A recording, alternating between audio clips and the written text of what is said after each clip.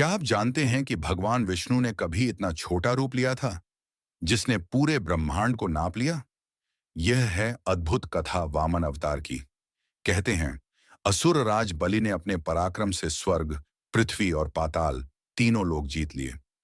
देवता भयभीत हो गए और इंद्र भी अपना सिंहासन खो बैठे। तब सबने विष्णु से प्रार्थना की। भगवान मुस्कुराए और बोले, धर्म की रक्षा का समय आ गया है। ऋषि कश्यप और अदिति के घर जन्म हुआ एक दिव्य बालक का। वह छोटे कद वाला, शांत तपस्वी रूप में था। हाथ में कमंडल, छत्र और चमकते नेत्र। वही थे विष्णु का वामन अवतार। वामन पहुंचे बलि के यज्ञ में। बलि दानवीर थे। उन्होंने पूछा, ब्राह्मण, क्या चाहते हो? वामन ने सरलता से कहा, मुझे केवल 3 पग भूमि चाहिए। सभा में सभी हंस पड़े। इतना छोटा ब्राह्मण और मांग इतनी तुच्छ।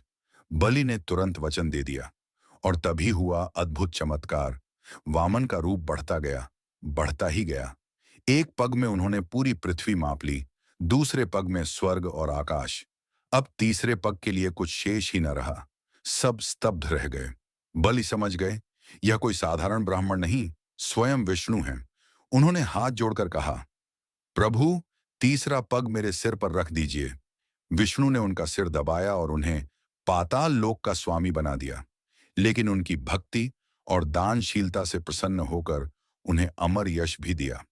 भागवत पुराण कहता है, वामन अवतार ने सिद्ध किया कि अहंकार चाहे कितना ही बड़ा क्यों ना हो, अंततः धर्म, विनम्रता और भक्ति के आगे छोटा पड़ जाता है।